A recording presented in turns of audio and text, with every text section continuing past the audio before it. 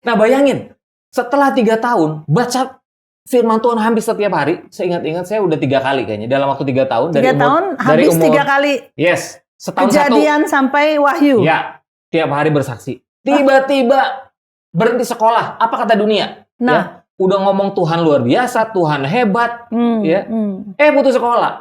Ya, mereka sih nggak ngomong ya, tapi kayaknya dari ekspresi mereka sih, mana katanya Tuhan kamu luar biasa, Tuhan kamu hebat. Betul, betul. Hai sahabat Cross Talk, bersama saya Grace Kusno dalam Bincang-Bincang Cross Talk.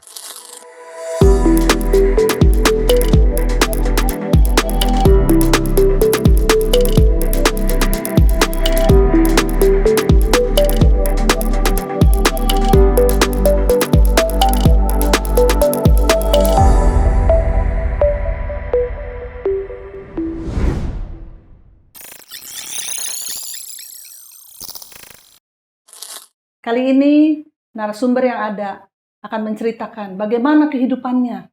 Sekalipun tidak mudah, pendidikan yang tidak tinggi, namun bisa dipakai Tuhan jadi alat yang luar biasa. Banyak kita mungkin menjadikan alasan masa lalu yang kelam, lahir dari keluarga yang tidak mampu, tidak bisa berpendidikan tinggi, menjadi alasan bahwa hidupnya sia-sia, tidak bisa maju, tidak ada alasan untuk bisa jadi berkat bagi orang lain. Apakah itu kenyataan yang sebenarnya? Apakah itu paradigma yang sebenarnya? Mari kita belajar dari narasumber yang sudah hadir di tempat ini. Saya perkenalkan, Philip Triatna.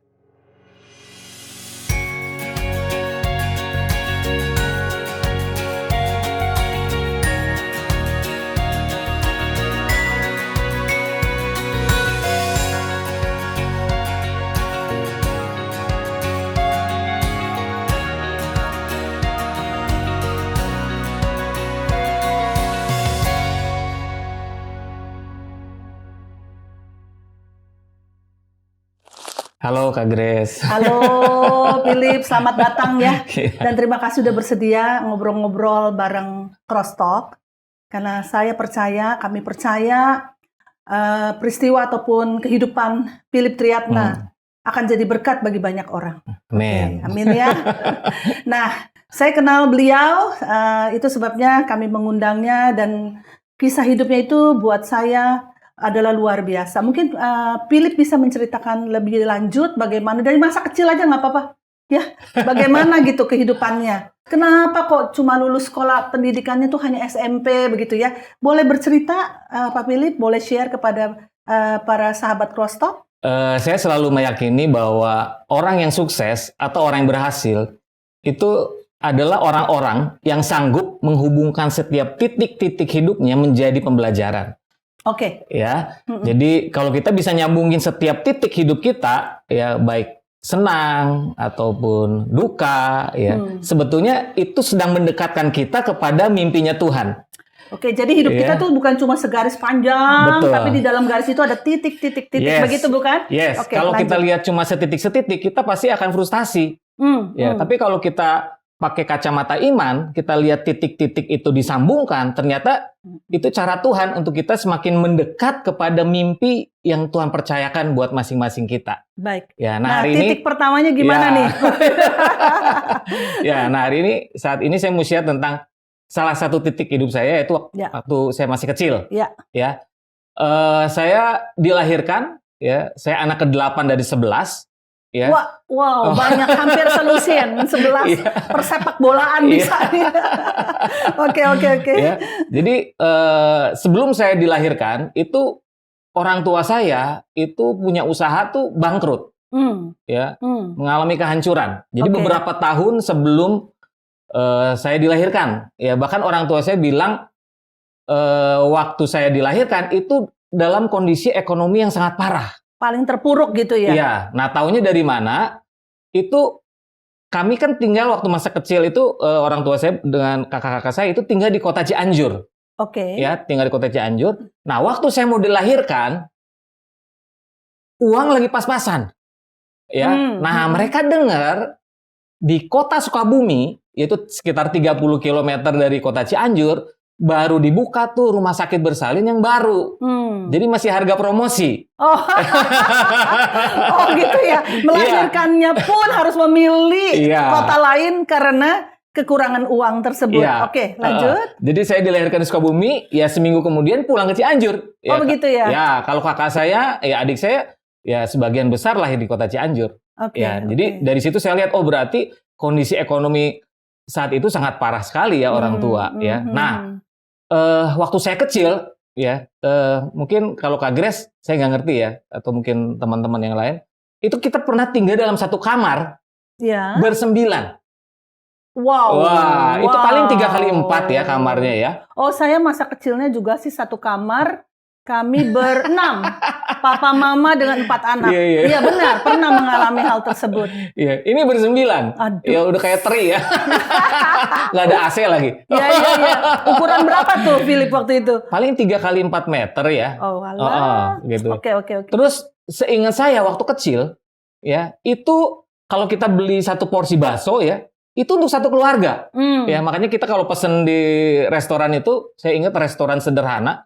Ya namanya porsinya sederhana juga. Kita beli satu porsi tapi kita bilang kuahnya yang banyak. Wah, gitu. Nah, jadi pas kita makan, wah, itu yang penting makannya pakai nasi panas ya, diguyur pakai kuah bakso ya. Terus baksonya kan paling 10 ya satu porsi ya. Itu beruntung ya kalau kita dapat satu. Ya, kadang-kadang saya dapat 2. Wah, itu. Terus gimana Philip? Selain dari keuangan yang sampai makan seperti itu sulitnya ya. Terus cerita apa lagi yang kira-kira yang Philip bisa sampaikan waktu itu? Bagaimana yang saya dengar kan, harus ikut bantu cari uang, harus jualan gitu ya. Dari usia berapa tuh? Ya dari kecil ya waktu itu ya. Dari kecil, dari SD. Dari SD. Harus survive dengan hanya kakak di rumah, adik di rumah, orang tua harus keluar mungkin cari usaha dan lain sampai seperti itunya ya. Padahal masih kecil ya, dari SD ya. Nah jadi papa saya dulu punya pabrik beras, ada 2 di kota Cianjur, ya warisan dari orang tuanya. Sebelum bangkrut. Ya, jadi mereka punya pabrik beras, dari pengusaha yang sukses di bidang beras, sampai harus kehilangan pabrik, kehilangan rumah. Dan beberapa, kayaknya sering ya, ngutang ke warung tetangga tuh, beberapa liter beras. Bayangin, dari pengusaha beras yang biasa kirim mungkin ribuan ton ke kota-kota yang lain, sampai harus mengutang beberapa liter beras ke warung. Ya, nah seingat saya, ya secara ekonomi juga orang tua, itu waktu saya kecil, itu saya nggak pernah dapet mainan loh. Saya nggak pernah dikasih mainan. Oh alah. Nggak pernah dikasih mainan, karena kan untuk makan aja pas-pasan. Ya. Oke, saya jadi ngerti sedikit. Nanti kita bahas di episode selanjutnya. Kenapa sampai mau bikin mainan? Begitu ya. Baik. Saya ingat-ingat ini dulu. Nah, ada satu hal yang menarik. Ya, ini cara Tuhan yang luar biasa. Ya, dalam kondisi ekonomi yang begitu pas-pasan, ya, tapi cara Tuhan menghibur kami, ya, anak-anak, ya, keluarga itu luar biasa. Jadi di kota Cianjur dulu itu ada beberapa bioskop, Kak Grace. Jadi kami sering datang ke bioskop, ya, bukan untuk nonton di bioskop karena nggak punya duit, ya, tapi liatin poster. Ya, kalau dulu tuh di bioskop ada poster tuh, film ada poster. Jadi kita melihat cuma gambar-gambar, ya. Itu aja udah senang ya. Berimajinasi. Wow, ini kira-kira jalan cerita dari film itu seperti itu, ya. Sampai suatu hari tiba-tiba ada satu bapak keluar, satu om keluar, ya. Saya waktu itu sama kakak saya lagi lihat poster di salah satu bioskop, ya, di Cianjur waktu itu ada 5 bioskop, ya. Nah, lagi lihat gitu tuh bapak ini nanya, "Kalian lagi ngapain?" "Ini om, kita lagi lihat poster, ya, dari film, ya." "Kenapa nggak nonton?" "Nggak ada uang." Dia bilang gini, "Mulai saat ini, kalau kalian mau nonton, sebut nama saya, namanya Pak Piku." Wah, ya, masih ingat sampai sekarang ya? Mulai saat ini, kalau kalian menonton, sebut nama saya, katanya. Nah, itu waktu itu di bioskop Sinar. Ya. Nah, ternyata Pak Piku ini penanggung jawab dari beberapa bioskop. Nah, sejak itu, saya dan kakak saya kalau nonton bioskop gratis. Waduh. Lebih sering kayaknya dari pemilik bioskopnya. Ya. Nonton film Indonesia di Sinar, nonton India di bioskop Dewi, silat di Pusaka. Ya. Dalam hal ini pun Tuhan bela ya. Tuhan bela. Ya, Philip ya, berarti memang luar biasa. Nah, gimana Pak Philip? Kok Pak ya? Waduh, ini adik saya, ini adik. Oke, Philip, bagaimana bisa kisah hidupnya bersama Tuhan gimana? Saya percaya tuh bisa nonton di bioskop juga, itu kasih Tuhan sih. Kalau kita mau peka ya, pasti Tuhan juga yang memberikan fasilitas ini. Ya, sejak kapan tuh kenal Tuhan? Nah, mungkin sebelum saya jawab pertanyaan kedua dari Kak Grace, tadi Kak Grace tanya tentang gimana sih supaya ketika jatuh bangkrut apa yang dilakukan kan? Iya. Nah, ternyata ini mama saya luar biasa. Ya, jadi suaminya lagi frustasi, ya, lagi nggak punya semangat, nggak antusias, kehilangan pabrik, kehilangan rumah. Mama saya bangkit. Ya, mama saya bangkit, dia punya skill itu jago bikin makanan. Ya, jago bikin makanan. Nah, akhirnya apa aja dibikin? Bikin nasi uduk, bikin nastar, bikin kacang hijau, pisang goreng, bihun goreng. Apa aja yang mama saya bisa buat, nah dijual produk-produk itu. Nah, kami anak-anaknya sejak kecil ya bantu disuruh mama. Dagang. Bantu mama, terutama kakak saya yang perempuan paling rajin. Di dapur membantu. Membantu ya. Terus jajain makanan masuk ke toko-toko di kota Cianjur. Termasuk Philip. Termasuk sekali-kali kalau saya. Wah, kalau kakak saya Rita paling rajin gitu ya. Usia berapa itu, Lip? Udah mulai jualan-jualan? Itu bantu kelas 3, kelas 4 gitu. Masih sambil sekolah ya? Sambil sekolah. Ya kadang-kadang malu. Ya pulang sekolah, terus kadang diminta bantuan untuk nemenin kakak saya jualan. Kalau ketemu teman malu. Ya, jadi kadang-kadang nutupin wajah saya pakai kardus. Ya. Tapi hari ini kalau ingat, wah ini sebenarnya itu satu keberuntungan ya. Betul. Kehormatan bisa bantu orang tua. Iya, memang anak-anak zaman sekarang agak tidak sering menghadapi seperti ini ya. Kalau kita zaman dulu dalam kondisi kehidupan masa lalu memang tidak mudah. Yang namanya bantu orang tua jualan itu terjadi banyak sekali dalam hidup kita. Nah, itu gak heran Philip itu bisa bertumbuh jadi lebih teguh begitu ya. Lip, terus gimana? Nah, waktu saya umur 13 ya, saya lahir baru. Lahir baru tuh jadi bisa saya diceritakan? menerima, saya menyadari dosa-dosa saya, ya. Terus saya tahu pengorbanan Tuhan luar biasa, Tuhan sayang sama saya, ya. Nah, dari situ saya mengalami sesuatu yang benar-benar kayaknya yang baru gitu. Karena kan sebelum umur 13 sekolah minggu juga sih ikut kakak saya, tapi belum mengalami kayaknya gimana Tuhan betul-betul menyentuh betul-betul hati saya gitu. Makanya nggak ada perubahan. 13 tuh umur sekolah kelas berapa waktu itu ya? Atau udah nggak sekolah? Kelas 6. 6 ya? Telat jadi sekali harusnya ya? Saya masuk sekolah telat. Oke. Kalau kebanyakan anak-anak pada saat itu kayaknya bisa kelas 1 SMP, 2 SMP ya. Kalau saya masih kelas 6. Ya, jadi saya bertobat kelas 6 SD. Ya.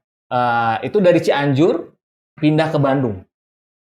Dari Cianjur pindah ke Bandung. Ya, jadi saya kelas seluruh 6, keluarga pindah. Enggak. Jadi saya sama kakak saya. Ya, jadi saya kelas 6 waktu itu nggak selesai. Nanti saya akan cerita. Jadi saya ngulang 2 kali. Kelas 6. Ya, nah saya lahir baru kelas 6 SD di Bandung. Pada waktu acara apa tuh? Nah, waktu itu ada ibadah minggu.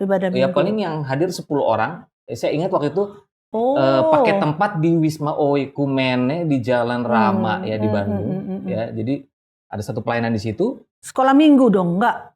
Bukan ikut ya? Ibadah umum. Ibadah umum tapi 10 orang yang hadir, 10 orang. Saya. Ya, diajak kakak saya. Pada tahun usia 13 berarti itu 88 ya. 88 ya. Ya, 88.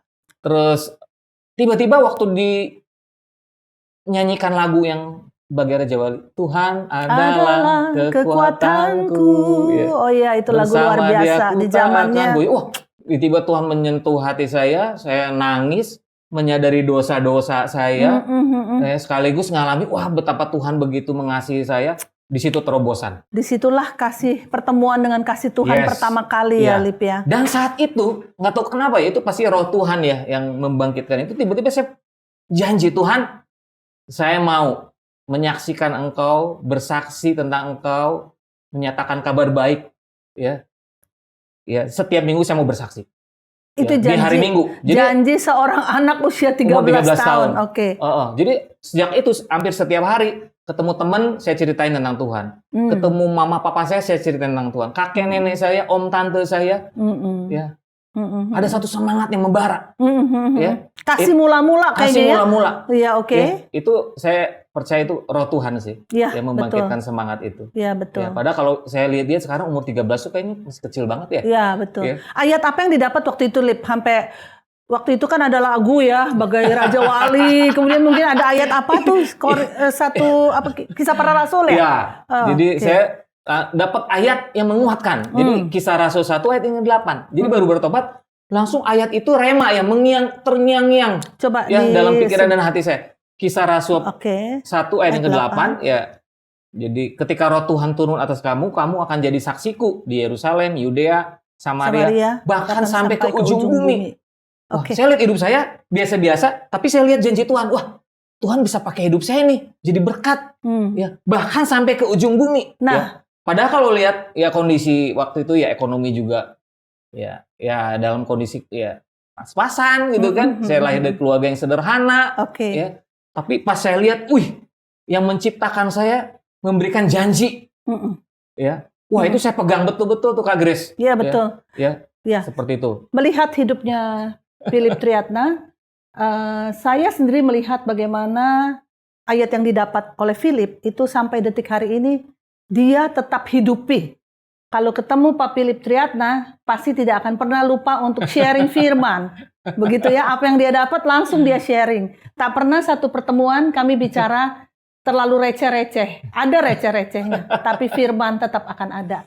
Rupanya dari kecil, umur 13, Philip telah mendapatkan firman Tuhan yang terus merema dalam hidupnya. Gitu ya, Lip. Oke, lanjut. Setelah di Bandung, saya dengar gimana kisahnya Philip sampai ke Sukabumi nih. Nah, sebelum ke sana, ini kesana. menarik. Jadi waktu umur 13 saya bertobat, saya lahir baru, saya bersaksi hampir setiap waktu. Ya, 3 tahun kemudian putus sekolah, Kak Grace. Jadi saya sekolah sampai kelas 3 SMP. Lulus tapi ya? Lulus. Ada ijazah tapi ya? Ada ijazah, hilang tuh. Ijazahnya karena sering hilang. pindah-pindah. Ya. Jadi saya sejak umur 13 memang udah nggak tinggal sama orang tua. Ya, panjang ceritanya mungkin suatu hari akan. Iya. Kita pendekkan aja, Oke. Nah, bayangin setelah 3 tahun baca firman Tuhan hampir setiap hari. Saya ingat saya udah 3 kali kayaknya dalam waktu 3 tahun. 3 tahun habis 3 kali. Yes, setahun kejadian sampai Wahyu. Ya. Jadi dari kejadian sampai Wahyu, ya 3 kali. Jadi 1 tahun 1 kali baca sampai selesai. Tiap hari bersaksi. Tiba-tiba berhenti sekolah. Apa kata dunia? Nah, udah ngomong Tuhan luar biasa, Tuhan hebat, putus sekolah. Ya, mereka sih nggak ngomong ya, tapi kayaknya dari ekspresi mereka sih, mana katanya Tuhan kamu luar biasa, Tuhan kamu hebat. Betul. Tapi ketika saya baca firman Tuhan, saya belajar tentang Yusuf, saya belajar tentang Daud, mereka juga mengalami proses yang tidak mudah, bahkan jauh lebih sulit dari saya. Ya, ketika Yusuf diberi mimpi oleh Tuhan, suatu hari hidupnya akan jadi berkat buat bangsanya, bahkan bangsa-bangsa. Kan nggak tiba-tiba langsung kecapean. Betul. Dia dibenci sama saudaranya, dia dibuang sama saudara-saudaranya, dia dijual, dia kerja memberi yang terbaik, AI-nya difitnah masuk ke dalam penjara, dia dilupakan. Ya, ada proses kurang lebih sekitar 13 tahun tuh Yusuf. Dari umur 17 sampai umur 30 sampai akhirnya mimpi yang Tuhan kasih itu tergenapi. Ya, ketika saya baca itu jadi semangat. Wah, Yusuf mengalami masa yang tidak mudah, Daud mengalami masa yang tidak mudah. Ya, berarti ya ini bagian dari proses yang saya harus lalui. Ya, jadi ujian di sini. Philip belajar tentang kehidupan itu bukan kata orang ya, tapi banyak dari baca firman ya. Baca firman. Dan percaya akan firman itu bahwa itu akan terjadi. Betul. Jadi pada waktu itu tidak sampai menyesal berlarut-larut, begitu bukan? Iya. Oke. Karena firman yang saya baca itu menguatkan. Ya, ternyata pentingnya firman itu luar biasa. Betul. Iman timbul dari pendengaran oleh karena firman Kristus. Ya. Jadi firman Tuhan itu yang menopang hidup saya. Ya. Ketika saya punya alasan untuk sebetulnya pahit, marah, kecewa, saya lihat firman, semua orang-orang hebat ngalami masa yang tidak mudah, cuma mereka tetap percaya sama janji Tuhan. Oke. Itu yang mereka akhirnya tetap berbuah di masa yang paling sukar sekalipun. Betul. Nah, ini kan satu titik nih, Lip. Titik selanjutnya gimana? Ya.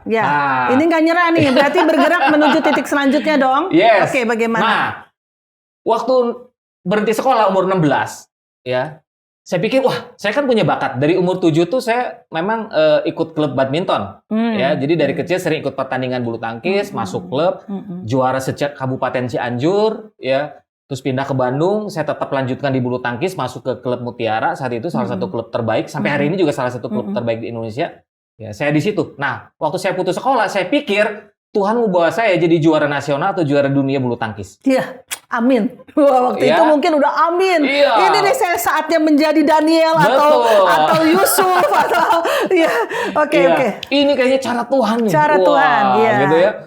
Sampai di lapangan bulu tangkis, saya tetap bersaksi. Sampai dikenal, wah ini Pak Pendeta Philip katanya. Ternyata prestasi saya di bulu tangkis mentok, Pak Grace. Mentok sampai di mana aja? Ya. Nah, pernah lulus, pernah juara? Nah, jadi kalau waktu SD ikut sport seni sekabupaten Cianjur, aku juara. Ya, beberapa kali ya sekabupaten Cianjur. Pindah ke Bandung, sempat jadi yang terbaik kalau di klub. Ya, pada kelompok usia saya waktu itu ya 13-15 gitu ya. Nah, dari Mutiara, aku tes ke Jakarta, masuk ke klub Jaya Raya, masuk ke Pelatda Jaya Raya, ya klub badminton Jaya Raya, terkenal tuh. Di situ lahir Susi Susanti, Nia Audina, ya. Philip Triatna, ya. Mentok ya. Jadi usia 20 mentok, ya karena prestasi saya tidak sebaik teman-teman saya yang lain, ya. Karena kan pasti semua pemain Pelatda itu pengen masuk ke Pelatnas, ya. Tapi harus stabil. Jadi jadi prestasinya harus stabil. Minimal harus juara 1-3 se-Indonesia stabil baru bisa masuk Pelatnas. Nah, seorang Philip Triatna ini nggak pernah masuk juara 1-2-3 nasional, ya jadi tahu diri. Ya makanya nggak masuk ke Pelatnas. Oke. Iya. Memang tidak diizinkan masuk Pelatnas juga ya. Akhir di situ menyerah. Karena udah usia 20 mungkin. Iya, tahu diri. Karena kan namanya atlet itu ada batas usia. Ya, bukan nggak mau. Ya, keinginan sih ada, ya, tapi harus tahu diri. Lalu gimana reaksinya Philip karena wah ini pun ternyata nggak berhasil. Ternyata betul.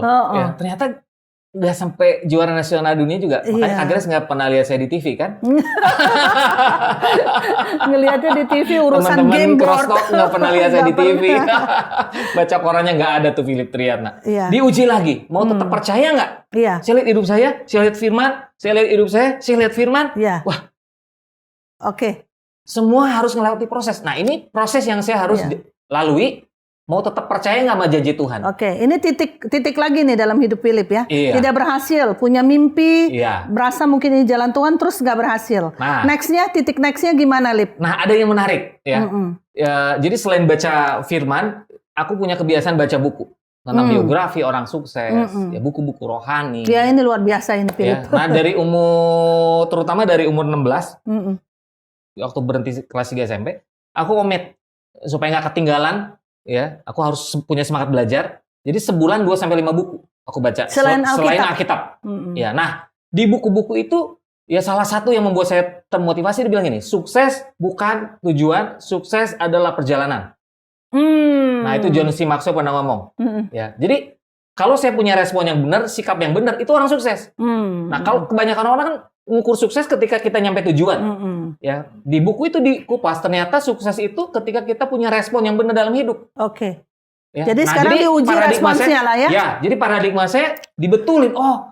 Oke, saya belum nyampe tujuan seperti yang mungkin dunia bisa lihat. Tapi kalau saya punya respon yang benar seperti Daud, seperti Yusuf, seperti anak-anak Tuhan yang lain di Alkitab yang melewati masa-masa yang sukar, berarti orang sukses. Jadi nggak apa-apa lah, udah ya terima aja, nggak jadi pemain bulu tangkis terkenal atau berhasil. Melakukan apa abis itu, Lip? Melakukan apa abis itu? Nah, usia 20, ya, wah ini tantangan baru. Ya, karena memang dari dulu Tuhan kasih saya hati misi ya, ke jiwa-jiwa tuh, wah, pokoknya tiap ketemu orang tuh pengen nyatain tentang kebaikan Tuhan. Nah, terutama orang-orang yang terabaikan, ya, jiwa-jiwa, ya semua sih Tuhan, pokoknya siapapun. Tapi terutama orang-orang yang bermasalah. Ya, saya diingetin di Yesaya 61. Ya, ketika Roh Tuhan ada padaku, ya dia akan ya membawa kita ya menjadi berkat ya buat orang-orang terpenjara, orang-orang yang susah gitu ya. Nah, waktu itu dari Jakarta usia 20, aku pindah ke Sukabumi. Wah, ini dari kota ke kota ya. Ya, pindah ke Sukabumi. Cianjur, Bandung, ya kan? Jakarta, Sukabumi, kota kelahiran dong ya? Kota kelahiran. Oke. Nah, yang lucu orang tua saya juga udah pindah ke kota Sukabumi, ngontrak. Aku udah pindah ke Sukabumi, kontrak rumah juga. Sempat tinggal beberapa lama sama orang tua, ya setelah itu kontrak rumah. Sendiri, kontrak rumah sendiri. Untuk karena, pelayanannya. Betul. Ya. Jadi waktu aku tinggal di rumah orang tua, aku sering ya cari orang-orang yang bermasalah, ya bahkan sambil menjadi pelatih badminton di kota Sukabumi. Ya, caranya untuk melayani mereka dengan melatih badminton. Ya, aku mulai tanya beberapa orang di sana, ada nggak orang-orang yang bermasalah yang saya bisa jadi teman, jadi sahabat buat mereka, ya terutama mungkin yang kena narkoba dan sebagainya. Akhirnya ketemu tuh satu orang, ya namanya Robi, ya udah aku jadi teman, jadi sahabat. Dari satu jadi Dari berapa? satu jadi sahabat, dengan dia hidupnya ngalami ada satu perubahan. Ditampung di kontrakan tersebut? Awalnya enggak. Okay. Awalnya datang ke rumahnya, terus Yeah. orang tuanya bilang, Philip boleh nggak untuk sementara waktu anak saya ikut sama kamu? Mungkin kayaknya bisa lebih cepat gitu ngalami pertumbuhan, ya. Nah, udah dari situ, dari mulut ke mulut, akhirnya singkat cerita, ya selama dari umur 20 sampai 26, aku tampung kurang lebih tinggal bareng 30 orang. Wow. Pencanduan narkoba. Di dalam satu kontrakan ukuran berapa? Lumayan Philip? gede. Rumahnya. Itu mungkin lebih dari 200 meter. Ya, dananya dari mana waktu itu bisa sewa? Banyak teman-teman yang bantu. Oke. Banyak teman-teman yang bantu. Gitu. Nah, aku jadi kakak tuh buat mereka. Jadi orang tuh buat mereka. Padahal usianya ada yang di bawah saya, tapi ada yang di atas saya juga yang sudah berkeluarga. Ya. Banyak dari mereka ingin sembuh narkoba, cuma kan masuk rehab mahal. Betul, ya. betul. Mereka bingung, ya udah akhirnya ditampung di tempat saya dan teman-teman gratis. Iya, jadi Philip waktu itu melayani bukan sendiri ya di rehab Awalnya itu? sendiri, tapi akhirnya teman-teman bantu. Oke, iya. Karena 30 orang, ya dengan pribadi yang unik tentunya, karakter yang sulit. Betul. Ya, boleh ceritakan tuh bagaimana sedikit keunikan dan problemnya saat melayani orang-orang yang sangat spesifik itu. Iya, betul. Gimana, Lip? Nah, mereka itu kan orang-orang yang jangankan keluarganya yang sudah tanda kutip menolak mereka ya, mereka sendiri udah nggak percaya bahwa mereka bisa sembuh ya. Nah, ya. Jadi waktu datang ditampung itu mereka minder, mereka nggak percaya bahwa suatu hari hidup mereka bisa lebih baik, ya mereka ragu Tuhan sayang sama mereka, ya. Tapi ya udah, saya sharing kepada mereka, ya kasih dorongan semangat, bacain firman Tuhan bilang apa tentang mereka, ya. Mayoritas narkoba semua? Mayoritas narkoba, ada beberapa yang sakit jiwa. Yang kita tarik sakit dari jiwa jalan. juga, oke. Nah, banyak yang menarik ya di situ. Itu ya, karena kan waktu masuk itu kan nggak semuanya langsung udah pengen ini ya, ada yang kadang-kadang orang tuanya yang titipin dan sebagainya. Betul, karena udah nggak bisa merawatnya, lebih baik dititip ke Philip begitu ya. Itu diuji karakter kita hampir setiap hari, ya. Ributlah mereka di antara mereka, ya. Barang hilang lah, ada yang ngasih gitarnya dicolong sama salah satu dari mereka dijual. Ada yang kasih televisi, ya buat hiburan bareng-bareng, diambil sama salah satu dari mereka dijual, ya. Jadi mau mandi sempat waktu itu airnya nggak ngocor, ya kita pakai air tanah, sanionya digergaji dijual, ya wah itu betul-betul ujian yang luar biasa. Sekolah kehidupan di situ. Iya. Ya. Saya rasa betul 6 tahun berarti itu 6 ya. tahun. 6 tahun sekolah karakter. Iya. 6 tahun diuji bagaimana membagi kasih Kristus ya. Iya. Dan belajar tulus kan, karena nggak banyak orang tahu juga pelayanan kita. Orang-orang kita layani juga mungkin ya orang keluarganya juga udah kebanyakan dari mereka udah menolak ya anak-anak ini. Ya itu sekolah kerendahan hati lah. Betul, di situ. Betul. Karena nggak banyak yang tahu sih. Iya. Nah, kira-kira dari 30 anak itu ada kira-kira yang saat ini ternyata bertumbuh dengan baik, keluar dari ketergantungannya, lalu bisa menjadi pribadi yang berguna bagi keluarga dan sebagainya, mungkin ada, Lip? Iya, setengahnya meninggal. Setengahnya meninggal, karena kan waktu tinggal bareng saya kan udah sebagian kena HIV. Ya, tapi sudah pada terima Tuhan. Ya, sudah bantu saya tuh. Doain orang sakit, mereka bantu saya. Kalau besuk orang, saya ajak mereka. Nah, setengahnya lagi, ya ada yang kembali ke jalan yang salah, ada yang pulih, ada yang sudah berkeluarga, punya usaha sekarang. Ya, aduh, luar biasa. Nggak sia-sia ya. Iya. Jadi pulang ke rumah orang tuanya begitu. Ada yang kembali ke istrinya, ada yang kehidupannya lebih baik. Oke. Ya. Ada yang kembali lagi ke jalan saya, itu bagian dari proses namanya pelayanan. Lalu kenapa di usia 26 stop untuk melakukan itu lagi? Kenapa? Ya, sebetulnya yang namanya melayani kan nggak pernah berakhir. Betul. Ya, ini musim yang baru, Kak Grace. Musim yang baru. Ya. Tapi juga merekanya juga sudah selesai semua. Sudah selesai. Gitu. Masalahnya kan itu juga rumah kontrakan. Ya udah selesai, udah nggak ada orang. Ya, terus juga Tuhan kasih mimpi yang lain. Ya bergerak kan. Tadi sampai ujung bumi kan? Nah, ini baru titik keberapa? Dari tadi kita udah baru titik keberapa nih ya? Iya, benar. Iya. Ya, Tuhan bawa kita ke musim yang baru ya untuk kita punya impact ya dampak yang lebih luas dari sebelumnya. Ya. Mungkin Tuhan udah melihat, oke, ini cukup setia nih Philip. Iya. Baik. Dibawa bergerak. Ya, mungkin kita nanti akan bicara lebih lanjut lagi ya untuk yang ini di episode selanjutnya ya, Lip. Tapi dalam episode ini kita banyak belajar. Jadi sahabat Crosstalk, apa yang kita pelajari dari Philip Triatna ini adalah sesuatu yang luar biasa ya. Jadi Philip sedang menatah kehidupannya dari satu titik ke titik yang lain, ke titik yang lain, ke titik yang lain. Kadang-kadang sampai pada satu titik udah mau menyerah mungkin, tapi diingatkan lagi oleh kebenaran firman Tuhan. Lalu dia melangkah lagi ke titik selanjutnya, belum berhasil juga, ke titik selanjutnya lagi, belum juga berhasil sepertinya. Tapi titik terakhir itu yang baru saja kita dengar adalah sebuah kesaksian yang sangat luar biasa bahwa apa yang dia investasi dalam hidup ke 30 orang yang pernah dia layani tidak sia-sia. Sekalipun setengahnya dipanggil pulang Tuhan, tapi sempat mengenal Tuhan.